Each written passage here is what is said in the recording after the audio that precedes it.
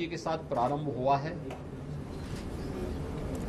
हम सब ये भी जानते हैं कि विगत एक वर्ष से पूरा देश और पूरी दुनिया कोविड-19 की महामारी से जूझ रहा है। कोविड-19 की महामारी के बावजूद गोरखपुर के HURL प्लांट के निर्माण की जो प्रोग्रेस है वह बहुत संतोषजनक है। अभी इसी सब कार्यों का हम लोगों ने मौके पे जाके भी निरीक्षण किया है, भौतिक सत्यापन भी किया है और फिर यहाँ पे प्रेजेंटेशन जो यहाँ पर HURL से जुड़ी हुई जो कंपनियां हैं उन लोगों ने यहाँ पर अपना प्रेजेंटेशन भी किया है। देखिए, गोरखपुर की स्मृतियाँ एक बार फिर से ताज़ा होती हैं जब 1967-68 में गोरखपुर में जापान की टोयो कंपनी ने एक फर्टिलाइजर कारखाना फर्टिलाइजर कॉर्पोरेशन ऑफ इंडिया के तहत लगाया था।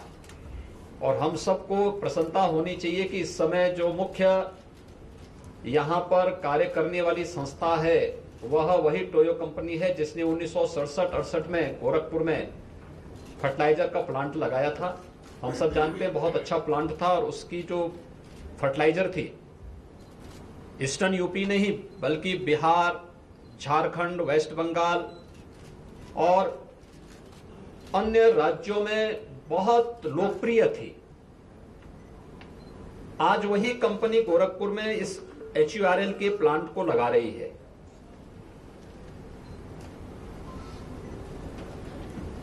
ये प्रोग्रेस इसलिए संभव हो पाया क्योंकि एक तो प्रधानमंत्री जी के द्वारा जो लक्ष्य दिए गए हैं उनकी दूरदर्शिता के कारण आत्मनिर्भर भारत के उस लक्ष्य को प्राप्त करने के लिए कृषि क्षेत्र में भी किसानों को भी हम अधिकाधिक सुविधा उपलब्ध करा सकें, यह उस दिशा में किया जा रहा एक प्रयास का परिणाम है। लेकिन साथ साथ इसमें विशेष रुचि ली है हमारे उर्वरक और रसायन मंत्री माननीय श्री DV सदानंद गौड़ा जी ने। मुझे प्रसन्नता है इस बात की हो पाया क्योंकि एक तो प्रधानमंत्री जी के द्वारा जो लक्ष्य दिए गए हैं उनकी दूरदर्शिता के कारण आत्मनिर्भर भारत के उस लक्ष्य को प्राप्त करने के लिए कृषि क्षेत्र में भी किसानों को भी हम अधिकाधिक सुविधा उपलब्ध करा सकें, यह उस दिशा में किया जा रहा एक प्रयास का परिणाम है। लेकिन साथ साथ इसमें विशेष रुचि ली है हमारे उर्वरक और रसायन मंत्री माननीय श्री DV सदानंद गौड़ा जी ने। मुझे प्रसन्नता है इस बात की कि वह स्वयं हर 15 दिन में इन निर्माणाधीन फर्टिलाइजर प्लांट की स्वयं समीक्षा करते हैं। मैं उन्हें धन्यवाद दूंगा इस बात को लेकर के कि कोविड-19 की त्रासदी के दौरान भी किसानों को फर्टिलाइजर और केमिकल की किसी भी प्रकार की आपूर्ति को बाधित नहीं होने दिया और जिसका परिणाम था कि उत्तर प्रदेश जैसे राज्य में यहां के किसानों को समय पर उर्वरक और रसायन की आपूर्ति करने में हम लोगों को न केवल उत्तर प्रदेश में सफलता प्राप्त हुई बल्कि देश के अंदर अन्य किसानों को भी कहीं भी इसकी परेशानी नहीं हुई। यानी सप्लाई चेन प्रधानमंत्री जी के मार्गदर्शन में, रेल मंत्रालय के सहयोग से, उर्वरक और रसायन मंत्रालय ने जिस तेजी के साथ उस दौरान भी खेती किसानी के काम में किसी प्रकार की बाधा नहीं आने दी, वो अपने आप में एक उपलब्धि से कम नहीं। और आज वे स्वयं इस फर्टिलाइजर प्लांट के यहाँ पे निरीक्षण के कार्यक्रम के साथ आए हैं। प्रोग्रेस कोविड-19 के बावजूद संतोषजनक है और मुझे विश्वास है कि यह प्लांट समयबद्ध ढंग से आगे बढ़ेगा। मैंने राज्य सरकार की ओर से पूरा आश्वासन दिया है कि राज्य सरकार के स्तर पर जिस भी प्रकार के सहयोग की आवश्यकता होगी, राज्य सरकार पहले दिन से जब से मार्च 2017 में हम लोग आए हैं, प्रदेश में भारतीय जनता पार्टी नेतृत्व की सरकार आई है, हम लोगों ने पहले दिन से ही स्थानीय प्रशासन से भी और शासन स्तर पर भी इस बात को तय किया है कि कहीं भी किसी भी केंद्र से जुड़ी हुई योजना जो प्रदेश के विकास के लिए, किसानों के लिए, नौजवानों के लिए महत्वपूर्ण है, उसमें किसी भी प्रकार की कोई बाधा नहीं आनी चाहिए, और उसी सकारात्मक भाव के साथ सरकार कार्य कर रही है। यहां पर ये फर्टिलाइजर कारखाना लगभग 8,000 करोड़ रुपए की लागत से तो एक प्लांट यहां पर स्थापित हो रहा है। अनुमान करिए जी, इतना बड़ा प्लांट लगना, इतना बड़ा निवेश, एक तो ये गोरखपुर में एक ज्वाइंट वेंचर के माध्यम से यहां पर स्थापित होने जा रहा है। हमारा जो है यहां पर जो प्रक्रिया प्रारंभ हुई है, बहुत अच्छे ढंग से उसकी प्रोग्रेस के बारे में अभी माननीय उर्वरक और रसायन मंत्री जी इसके बारे में बताएंगे ही। लेकिन यह एक उपलब्धि है। 1990 में जो कारखाना बंद हो गया था, जिसकी कोई उम्मीद नहीं थी, प्रधानमंत्री मोदी जी के कारण 2016 में उसका शिलान्यास होता है, और उसके बाद इस पे कार्य 18-17 के बाद इसमें कार्य प्रारंभ हुआ। राज्य सरकार ने एक सकारात्मक रुख इसके लिए अपनाया है, और मैं इस बात के लिए आश्वस्त करता हूं कि राज्य सरकार के स्तर पर हर प्रकार का सहयोग और समर्थन इस प्रकार के कार्यों की दिशा से उपलब्ध होता रहेगा। हमारा विश्वास है कि बहुत शीघ्र यहां पर यह कारखाना स्थापित हो, और इस कारखाने के स्थापित होने के साथ ही यहां के किसानों और यहां के नौजवानों के लिए भी, किसानों के लिए खेती के लिए समय से उर्वरक और रसायन उपलब्ध होना, नौजवानों के लिए स्किल डेवलपमेंट के कुछ सेंटर यहां पे स्थापित होंगे, जिनकी स्किल डेवलपमेंट के माध्यम से फर्टिलाइजर प्लांट में या अन्यत्र उनको सेवा योजन का अवसर भी प्राप्त हो सके। इस पर भी नए कार्यक्रम आगे बढ़ रहे हैं। चिल्वा ताल को वाटर बॉडी के रूप में यहाँ की प्लांट के साथ साथ यहाँ पे जो टाउनशिप बनेगी उसमें शुद्ध पेयजल की आपूर्ति, और हम लोग ये भी देखेंगे कि अब हर घर नल की योजना प्रारंभ हो रही है। जल जीवन मिशन में जो बहुत बड़ा कार्य हुआ है, जिसमें प्रदेश के अंदर ग्रामीण और शहरी क्षेत्रों में हर घर तक शुद्ध पेयजल की आपूर्ति होनी है। इस हर घर नल की योजना के लिए हमारे पास सरफेस वाटर की इतनी बड़ी आपूर्ति है। हम लोग इस बात का सर्वे करेंगे इस बार गर्मियों में कि फर्टिलाइजर प्लांट को और यहाँ की टाउनशिप को जितनी पानी की आवश्यकता पड़ेगी, चिल्वा ताल से उतनी पानी की आपूर्ति हम लोग उनको देंगे। अगर सरप्लस पानी होगा तो हम उसका उपयोग सिटी के अंदर भी पेयजल के लिए उपयोग कराएंगे, क्योंकि सिटी के अंदर भी हमें शुद्ध पेयजल की आपूर्ति यहाँ के लोगों को मिलना चाहिए। ये हमारा संकल्प है। मैं इस बात को मानता हूं कि क्षेत्र इंसेफ्लाइटिस से ग्रसित क्षेत्र रहा है। 1977 से लेकर के 2017 तक अगर आप इंसेफ्लाइटिस से मौत के आंकड़ों को देखेंगे तो हर वर्ष 1200 से 1500 मौतें बीआरडी मेडिकल कॉलेज और हॉस्पिटल्स में होती थी, और लगभग इतनी मौतें घरों में होती थी, गांवों में होती थी। 2017 के बाद हम लोगों ने राज्य स्तर पर जो प्रयास प्रारंभ किए, अंतर विभागीय समन्वय के माध्यम से स्वास्थ्य विभाग को नोडल विभाग बना करके दो चीजों पर हम लोगों ने फोकस किया था। पहले बचाव की उसको लेकर के, और इसमें हम लोगों का मुख्य जो मुद्दा था वह था कि खुले में शौच को रोकना, हर घर को एक एक टॉयलेट उपलब्ध करवाया गया स्वच्छ भारत मिशन के अंतर्गत, और दूसरा शुद्ध पेयजल की आपूर्ति, उन गांवों में शुद्ध पेयजल की आपूर्ति। आज उसका परिणाम है इंसेफ्लाइटिस, आप देख रहे होंगे। इंसेफ्लाइटिस से आज 75% रोग पर नियंत्रण और 95% मौत को रोकने में हमें सफलता प्राप्त हुई है। ये इंसेफ्लाइटिस का परिणाम है। स्वच्छ भारत मिशन और शुद्ध पेयजल की आपूर्ति, जल जीवन मिशन शुद्ध पेयजल के माध्यम से लोगों की आरोग्यता का आधार भी बनेगा, और गोरखपुर सिटी और आसपास के गांवों में शुद्ध पेयजल की आपूर्ति के लिए इतना अच्छा स्रोत उपलब्ध होगा यह एक बड़ा कार्य यहां पर उपलब्ध होगा, लेकिन यह तय होगा इस बात को लेकर के HURL और टाउनशिप के लिए जितने पानी की आवश्यकता होगी, उसके बाद अगर सरप्लस होगा तो हम उसका उपयोग भी करने का प्रयास करेंगे। और इस कार्य को बहुत प्रतिबद्धता के साथ HURL और उनसे जुड़ी भी जितनी कंपनियां हैं सभी लोग यहाँ पे कर रहे हैं। इंडियन ऑयल है, NTPC है, कोल इंडिया है, ये सभी लोग मिलकर के इस कार्यक्रम को आगे बढ़ा रहे हैं।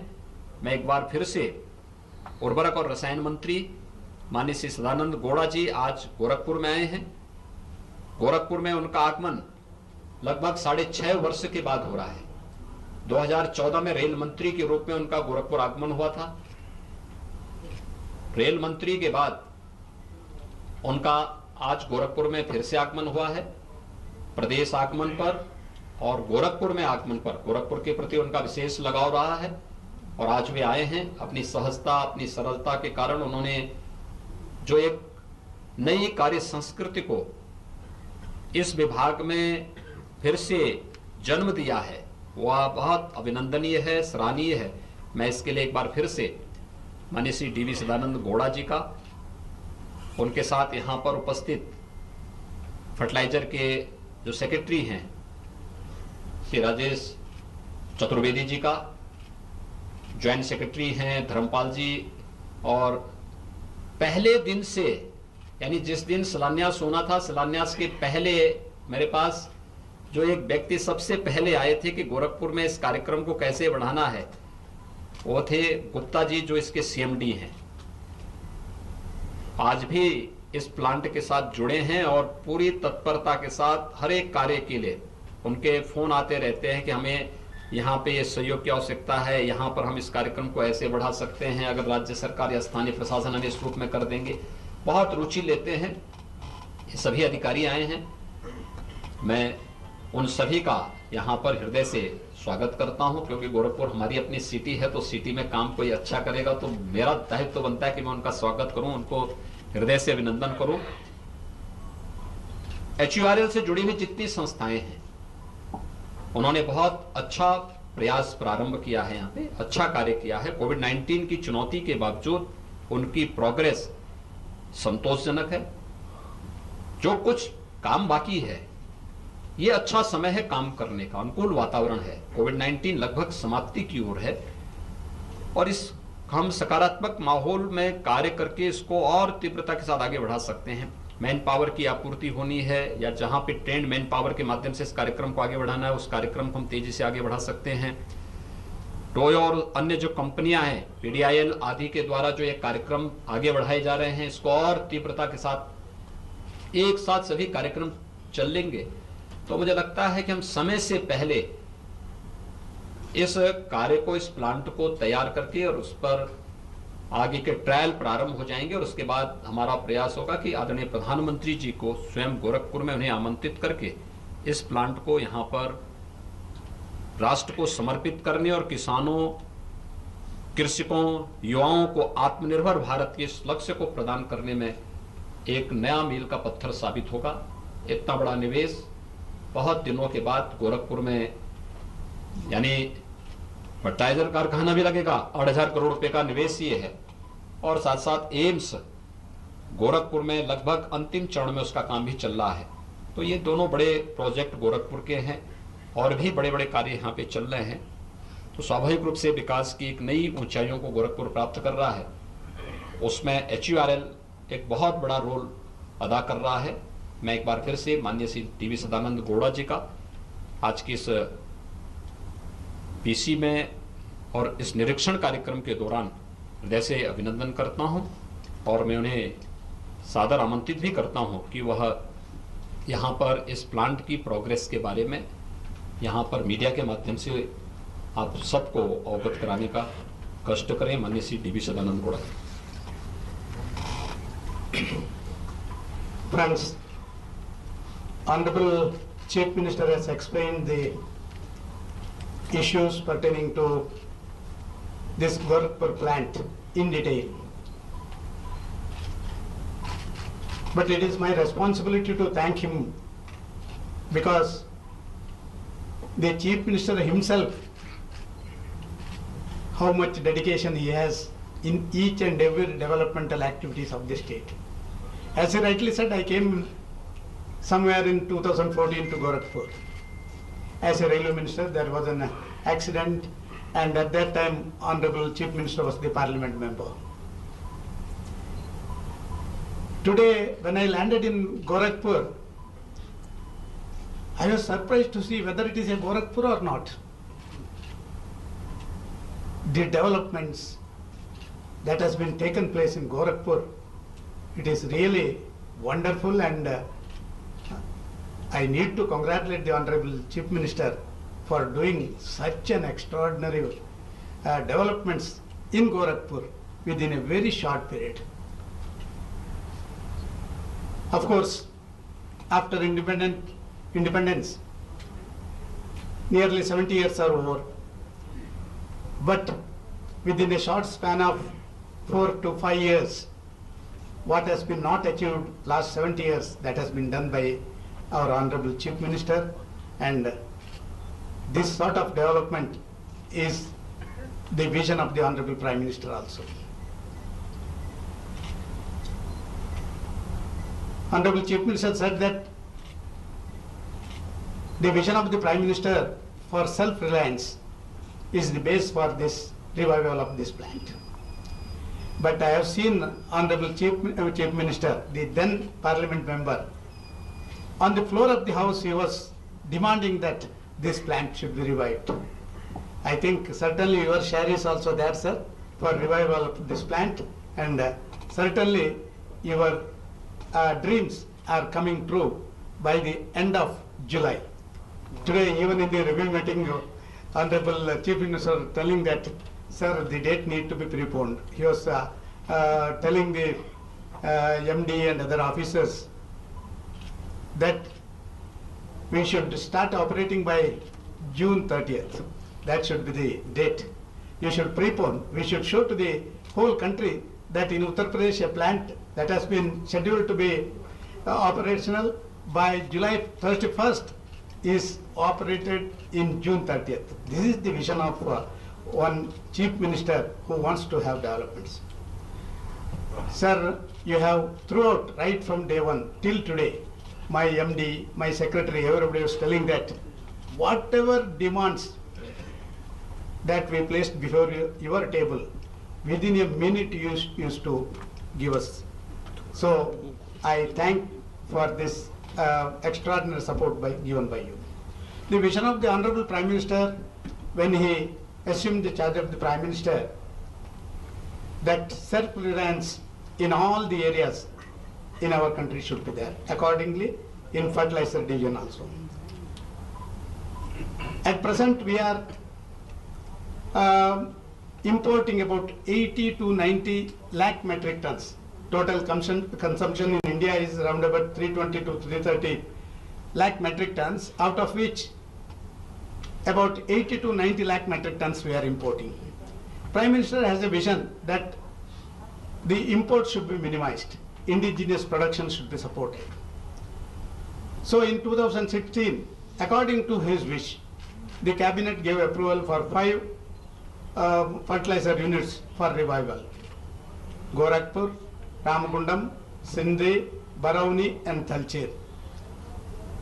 Except Talcher.